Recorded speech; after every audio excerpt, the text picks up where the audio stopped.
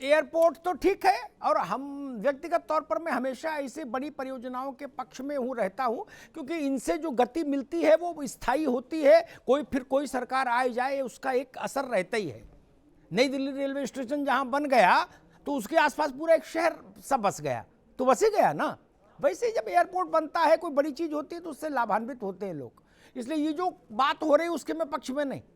या जैसे अभी मैं अखिलेश जी को सुन रहा था, एयरपोर्ट की खिलाफत ठीक नहीं।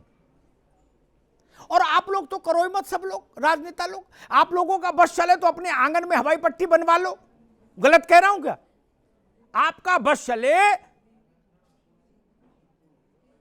तो कमरे से गुसलखाने में जाने के लिए जहाज का इस्तेमाल करो, और गुसलखाने से वापस कमरे में आने के लिए जहाज, और आंगन में हवाई पट्टी नहीं। इसलिए ये तो ठीक है मामला। लेकिन आलोक जी, पश्चिम का मामला थोड़ा कैड़ा है। कैड़ा इसलिए मैं कह रहा हूं क्योंकि जब तक पश्चिम में जेएम रहा, जाट प्लस मुस्लिम कॉम्बिनेशन, भाजपा के लिए मुश्किलात रही। 2013 के दंगों ने जाट प्लस मुस्लिम इस कॉम्बिनेशन को तोड़ दिया बुरी तरह से। तो रोहित अग्रवाल की पार्टी डूब गई, समाजवादी पार्टी डूब गई, दोनों डूब गए, बर्बाद गुलिस्ता हो गए पश्चिम में, और आपकी जय हो गई सिर्फ एक कॉम्बिनेशन टूटने से। आपने 14 स्वीप किया, 17 स्वीप किया, 19 स्वीप किया। यह भी समझ गए कि ये बर्बाद गुलिस्ता क्यों हुए, तो इन्होंने भी उसकी दवा ढूंढ ली। वैक्सीन ढूंढने का जमाना है। इनने कहा भाई जेएम फिर लागू करेंगे, इसलिए आरएलडी और सपा ने अलायंस कर लिया। तो एक तरफ जेवर का तेवर तो ठीक है, दूसरी तरफ में जेएम का भी मसला है। कैसे पश्चिम में आगे बढ़ेगी भारतीय जनता पार्टी, आलोक जी? अमिताभ जी, आपने जेएम का प्रयोग बहुत बार किया है, तो उस पर से ही शुरू करता हूं। ये जेएम अब जेएएम हो गया है। जिन्ना, आजम खां और मुख्तार, इसके पीछे समाजवादी पार्टी खड़ी हुई है, और उसकी जो है धोती पकड़ करके आरएलडी खड़ी है। क्योंकि बिना सांप्रदायिक तड़का या तुष्टीकरण के राजनीति करना अखिलेश यादव जी की पार्टी को नहीं आता है। उनको 2017 के चुनाव से उन्होंने कोई सबक नहीं लिया है। मेरा साफ साफ कहना है, हम प्रदेश को या देश को बांट करके देखना बंद करें। सरकारें आती रहती है, जाती रहती है, जिसको जो कार्य करना है उसको जनता के हित में काम करना चाहिए, और हम लगातार काम करते आ रहे हैं। इससे जेवर एयरपोर्ट को 2001 में राजनाथ सिंह जी ने जो है इसको प्रस्ताव बनाया था, और जो कि तब से अभी तक चलता आ रहा था। 2014 तक तो ये ड्रॉप हो गया था। प्रधानमंत्री मोदी जी ने स्वयं कहा कि जो है पिछली सरकार ने इसको बंद करने के लिए कह दिया था। मायावती जी ने भी आज कहा ये तो मेरा प्रोजेक्ट था, कांग्रेस ने नहीं होने दिया। तो मेरा सवाल ये भी खड़ा होता है मायावती जी पे भी और समाजवादी पार्टी पे भी, कि आपकी दोनों पार्टियों के समर्थन से कांग्रेस सरकार चल रही थी, क्यों नहीं आप करा पाए? ये इसके लिए थोड़ा आपको चिंतन करना पड़ेगा। लेकिन ये देश के लिए, हमारे उत्तर भारत के लिए, खास तौर से ये जो हमारा पश्चिम का क्षेत्र है और दिल्ली एनसीआर क्षेत्र है, ये बहुत बड़ा कार्य हुआ है। इसमें हजारों लोगों को, लाखों लोगों को रोजगार मिलेगा, और करोड़ों अरबों रुपए का इन्वेस्टमेंट आएगा। आप सोचिए, आज एक छोटी सी बात जो कि हम लोग नहीं जानते थे, प्रधानमंत्री जी ने कहा कि एमआरओ, मेंटेनेंस, रिपेयर और ऑपरेशन के लिए हमको 85% विमानों को विदेश में भेजना पड़ता था। 15,000 करोड़ रुपए की धनराशि बाहर चली जाती थी। आज ये एमआरओ जो है इस जेवर एयरपोर्ट पर जो है बन रहा है। साथ ही साथ इसमें पूरे भारत का एक लॉजिस्टिक गेटवे बन रहा है, जो कि यहाँ पे integrated multi modal cargo hub की अवधारणा बनाई जा रही है। ये देश के व्यापार को बहुत बढ़ाएगा, हमारी सरकार को बढ़ाएगा। समाजवादी पार्टी के जो व्यापारी है, जो लोदल के व्यापारी है, कांग्रेस के व्यापारी, सबके लिए बन रहा है। जनता का ये एयरपोर्ट बन रहा है। ये बहुत बड़ा एक आमूलचूल परिवर्तन देश की राजनीति में करेगा। साथ ही साथ हम फिल्म सिटी की बात हम बनाने जा रहे हैं, मेडिकल डिवाइस पार्क बना रहे हैं, अपैरल पार्क बना रहे हैं उत्तर प्रदेश। आलोक जी देखो, ये बात है, एक मिनट रुक भैया, एक मिनट। आप भी जानते हो अभी चुनाव है, वोट होगा फरवरी मार्च में, और ये सब बनेगा 24 में। 24 तक ये है कि एक दो जहाज वहां चल जाएगा, उड़ जाएगा।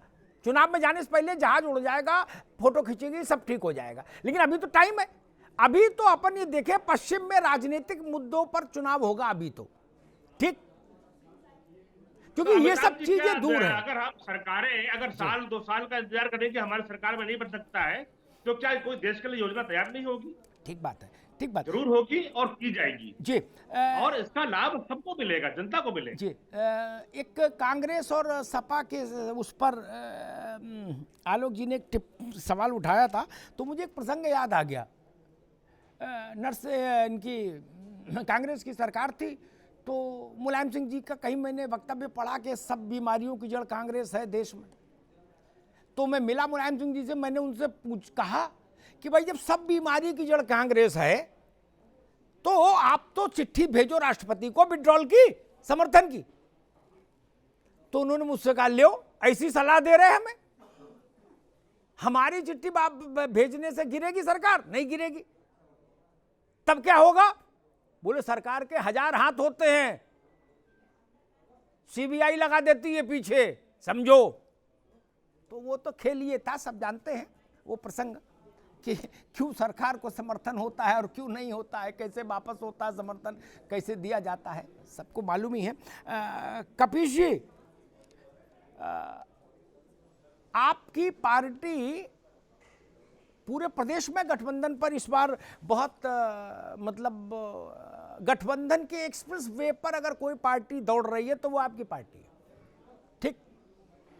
और लेकिन उसमें भी बाकी तो बहुत छोटे दलों से गठबंधन है, लेकिन एक जो साइजेबल गठबंधन है आपके बकेट में, आपके उसमें बुके में, वो है आरएलडी के साथ, जो उत्तर प्रदेश के एक बड़े भूभाग को प्रभावित करता है। और उसी पश्चिम में भाजपा जानती है कि जिन्ना भी यहीं बिकेगा, तुष्टीकरण भी यहीं बिकेगा, पलायन भी यहीं बिकेगा, दंगा भी यहीं बिकेगा।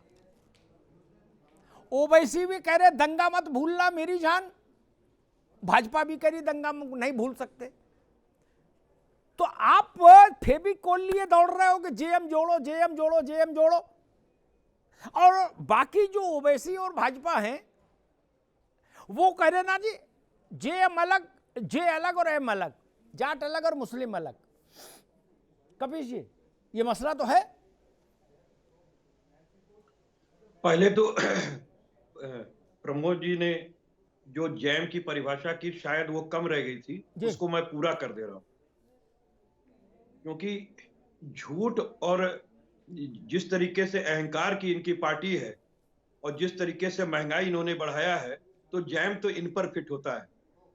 क्योंकि बाकी तो जो इन्होंने कहा वो फिट नहीं हो रहा था, वो फट रहा था जी। क्योंकि जनता को किसी व्यक्ति से नहीं प्रभावित होती है, नीतियों से प्रभावित होती है। अगर नीति अच्छी है तो जनता प्रभावित होगी, उसको सुख और समृद्धि मिलेगी, और अगर नीतियां खराब हैं तो जनता प्रभावित होगी और वो निश्चित रूप से उसको खुशहाली की जगह बुरे दिन देखने पड़ेंगे। भले आप अच्छे दिन कहें, इंडिया शाइनिंग कहें, वो सब कुछ इंडिया ने देखा है और हम लोग आज उत्तर प्रदेश में देख रहे हैं। बहुत सीधी सी बात है, हम जेएम की जो भी आप बात कर लें, लेकिन हकीकत यह है कि हम लोग तो जोड़ने की राजनीति कर रहे हैं, तोड़ने की राजनीति नहीं कर रहे।